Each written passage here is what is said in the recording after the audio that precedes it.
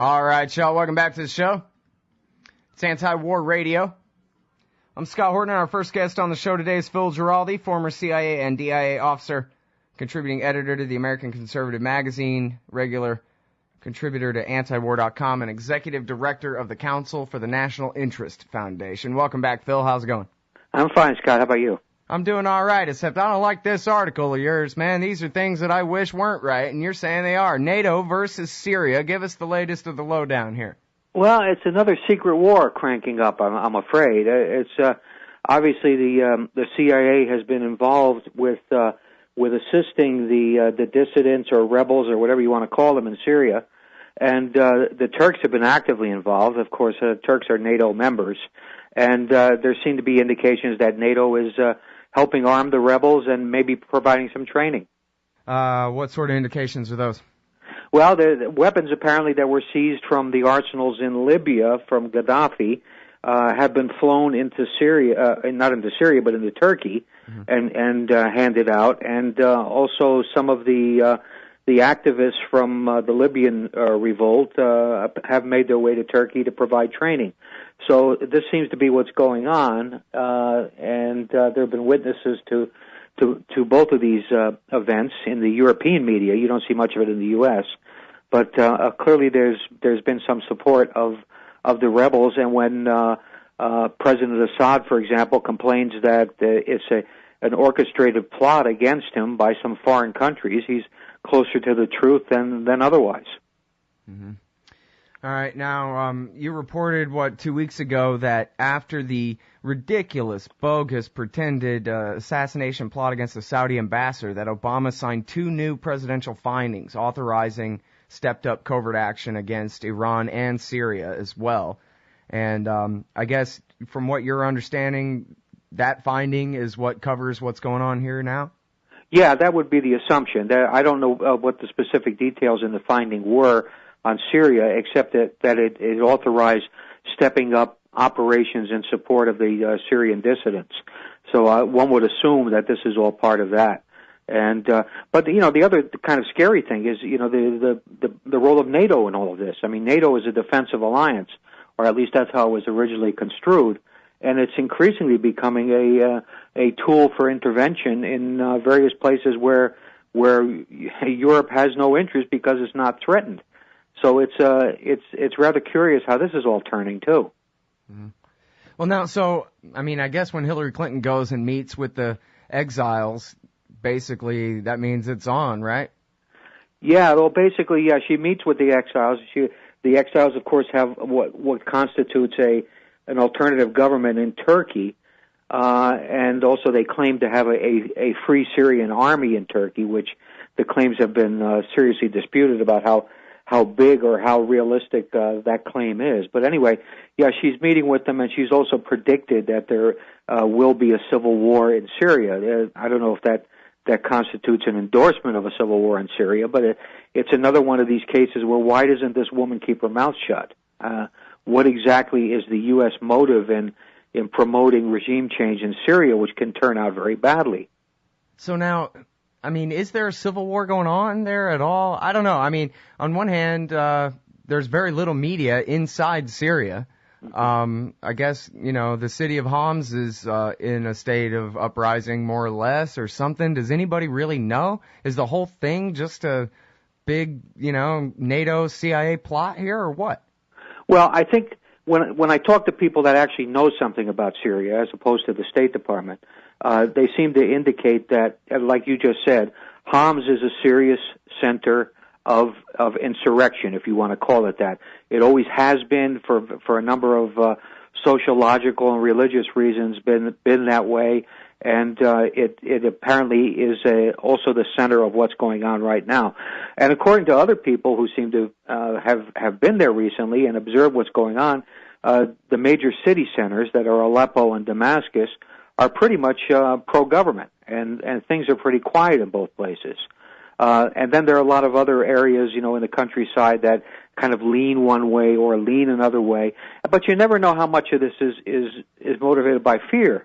If you get the sense that the insurgents are getting an upper hand, people will come out as if they're supporting them. But do they really? So I think well, I want to try. the same thing the other way too. I mean, they Sure, might just be afraid sure. of Assad. Sure, absolutely. I mean, it goes both ways. So the whole point is, it's really hard to say what the popular will in this is. If there is a really well-defined popular will, we don't know it.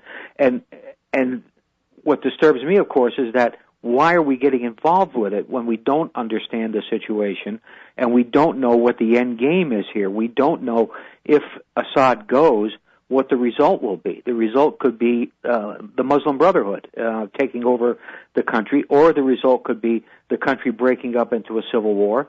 These are not desirable outcomes. Is it even a possibility at all that the form of the current state would stay, just with different leadership at all? Yeah, it could. Sure, it could. If for example, empower the parliament and change the dictator to the presidency, that kind of thing.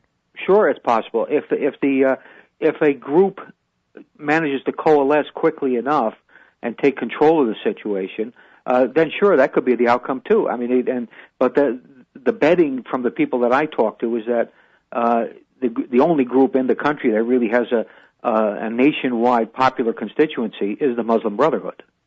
Mm-hmm.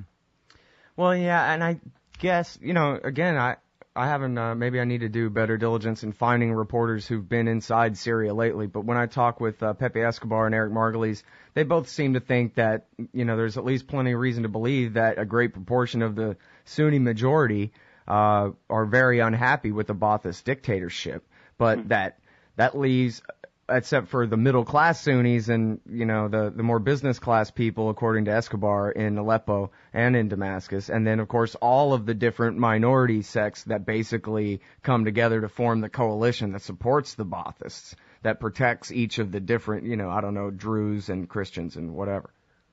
Yeah, that's kind of what I'm hearing too. That essentially there is a lot of disaffection in the country. The Sunnis are disaffected because basically the government is Alawite, which is viewed by many as a heretical group. But on the other side, the government is basically secular. It's not religious, and basically it has protected minorities. It's protected the Christians in particular, who now are including among their number many Iraqis who had to flee Iraq when the situation went south there. So you have the Christians fleeing from one country to another, and now this country is in danger. So it's we shouldn't be looking in terms of these issues in terms of ethnic groups, but the fact is that once a government that's essentially secular goes under, and somebody is going to be taking it over who has either a tribal or an ethnic bias, then the other groups are going to be in trouble. There's no question about it. And these kind of situations are always hard. I mean, it's kind of easier in the case of like Iraq, where no, I definitely am not on the side of Saddam Hussein. I'm just saying that all this is a bunch of lies and, why we need to start a war with him, that kind of thing. But I certainly don't want to take the side of Assad versus anybody who wants to overthrow him. I'm on the side of secession to the very last man on earth, in all cases, pretty much. I just am against your former colleagues being the ones behind any attempted regime change in anybody else's country. That's all. Yeah, I think that's the ultimate argument. It's the same reason I want George Bush tried and convicted in a court in Virginia and sentenced to life in prison there rather than being hauled before the ICC. It's our responsibility. Well, I'll drink to that one. I don't disagree with you at all. I have no brief in support of Assad. I mean, there's certainly some good things that having a secular government in that part of the world represent, but at the same time, it's a police state, and there's no question about it. So I would like to see Assad go, but I just don't think that we or NATO should be playing any role in easing him out. Yeah.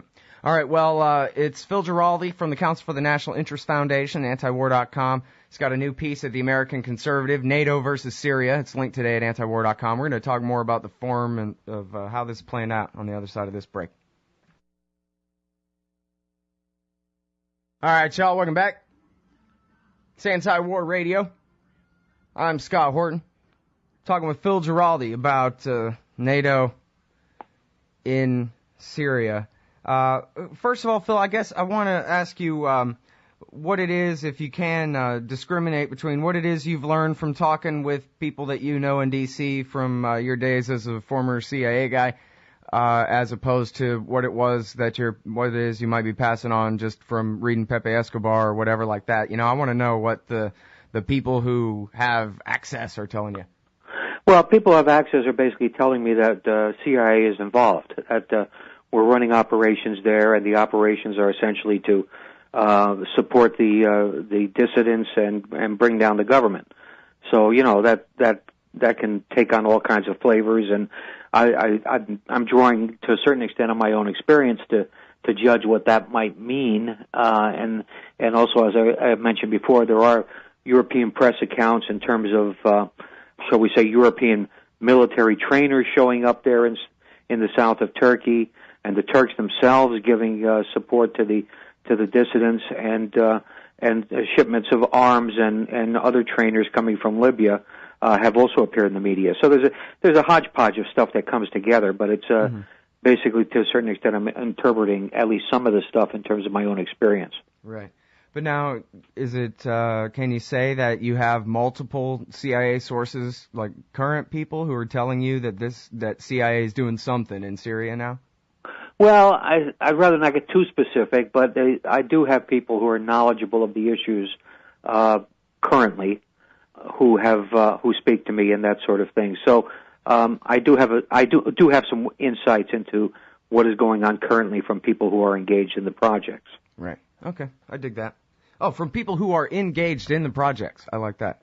Well, that means that they're knowledgeable of them. Mm-hmm. Okay. I like terms and words. They're fun. Sometimes play games. All right. Okay, so tell me about the form of this thing. Who's doing what? How big is the army supposedly of, I guess people who up until the last few months or so were supposedly, Syrian army guys who have now changed sides to the other side. Is that exactly the Free Syrian Army, or the Free Syrian Army is something else, and then you got the Libyans and what? Yeah. Well, the Free Syrian Army is basically in Turkey. It's being supported by the Turks and being supported by the provisional government of Syria, which is the dissidents, and it's claimed to have as many as 10,000 former soldiers who've come over to its side. Now, people I've talked to who know a little bit more about the situation than I do have said that those numbers are preposterous, that actually if you trace back on all the stories in terms of soldiers going over to the other side and so on and so forth, most of the stuff ultimately is sourced to the actual rebels themselves. And there's very little evidence of anybody independent either seeing this in action or having any evidence that it has taken place. So the Free Syrian Army might be 25 people, it might be a few hundred, but it's unlikely if it's anything more than that. So that's been much overinflated. And there are obviously other reports that there were pitched battles between soldiers who had deserted and soldiers who were still loyal to the government. All of that kind of stuff, too, was rather difficult to pin down in terms of authenticity. So I think we're being fed what is usually the case, and as we saw in Libya, a lot of stories about what's going on, about atrocities, about events that we have no way of checking. And I think this is part of this is the routine practice in terms of both the government and the anti-government trying to make their cases. Right. Well, I think in Libya they just blew it when they talked about, Gaddafi's got armies of guys with Viagra out there committing all these mass rapes and whatever. I mean, all over the internet in a day, they said, and the Belgians' babies on bayonets too. Give me a break. I mean, I heard one talk radio show where the guy bought it, and it was funny too, a right-winger saying, even Susan Rice, the UN ambassador, says it, so it must be true if there's agreement between me and her. But anyway, when an NGO says these many people were killed, because that's usually the source in these stories, does that just mean the National Endowment for Democracy and the CIA claim so, or what?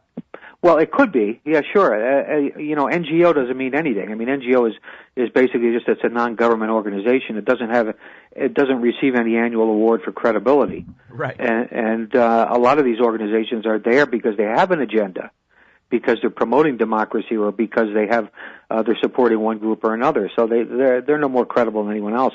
It's even the International Red Cross and the United Nations. They have agendas too. Let's not forget that.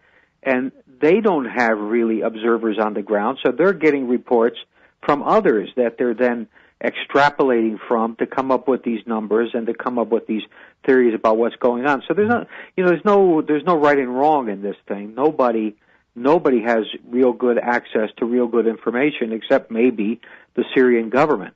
But they're not talking, or they're not telling us the truth either. Right. Yeah, they certainly couldn't be trusted to.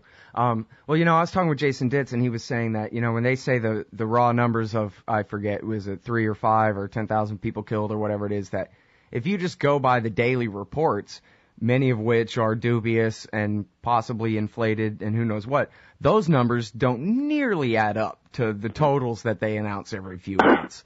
Yeah. A lot of it seems to be pretty bogus. Again, I'm not trying to take the side of this police state killer because, but then again, what would Barack Obama do if Houston was in open revolt? He'd shoot people with rifles until they quit. That's happened before. Well, one of the comments on the American Conservative website to my article was that, what would we be doing if Mexicans were encouraging an insurrection in Houston and arming said people? Houston too, huh? Great minds. And we're arming people and training them to overthrow the local government. I mean, this whole situation is so absurd, and it seems to me every time Hillary Clinton says something, it's trouble for the United States. And during the last week, she wasn't focusing as much on Syria, but it was Russia's turn, to be punished. Mm-hmm. And now she's attacking the Egyptians. So it's just, when is our government going to learn that maybe we should just leave things alone? All right, well, they're not, so put that aside. Does this mean open war? We're going to end up having to invade Syria? I mean, Obama, you look at the Libya model, he seems reluctant to do another Iraq, but what else are you going to do when you push regime change in Syria but create a situation that you broke it, you bought it, and all that realist stuff? The drill. I think what we're going to see is that eventually the situation will weaken to the point where the Turks, for example, will create a buffer zone along their border with Syria. You're going to have probably, something akin to open fighting or more open than it is now in more areas within Syria, being aided and abetted by NATO trainers and NATO weapons and that kind of thing. It's just it can only be a mess. I think you're right that Obama is not interested in U.S. troops getting in there. But I think he's discovered now, hey, we can fight these wars using high technology and using our allies and pretending that we're not actually there. Yeah, just fly the robots around, huh? Yeah. Hey, by the way, I talked with Gareth yesterday about how Maliki and Iran went full-scale checkmate against George Bush and how they stuck by their guns and they kicked America right out of Iraq. But I was wondering what's your take on what's left with the State Department embassy in Baghdad, obviously CIA, and at least one detachment of Marines to protect the place. Supposedly there's going to be 5,000 mercenaries, and then it was announced that some drones are going to be allowed, that we're trying to sell them some F-16s. And I just wonder, how over is this war, man? Is it over yet, really, Phil? Well, I don't know. The drones are going to be flying out of Turkey again. And they're going to be monitoring the Kurdish region in the north. So that, I think, is the agreement. So it's somewhat limited. But yeah, there's a huge embassy. There's a huge CIA station. It's the second biggest in the world after Afghanistan. And but it's clear that the markers are on the table now, that the local government wants us out. There is not a whole lot of sympathy for American positions in that part of the world coming out of Baghdad. And eventually this embassy will shrink down and shrink down and shrink down. And the United States basically will have killed lots of people, both Americans and Iraqis, and spend $1 trillion, if not more. And all we'll have left is this huge empty embassy in Baghdad. Mm. Yeah, well, I guess we really need to create like an office pool on like what day the last Black Hawk flees the roof of the Saigon Baghdad embassy there, and yeah, that's right. Place some bets. Place your bets now. I'll set it up at the stress block. All right. Anyway, thanks very much, Phil. Appreciate it as always. Okay, Scott. Phil Giraldi, everybody. American Conservative, antiwar.com, Council for the National Interest Foundation.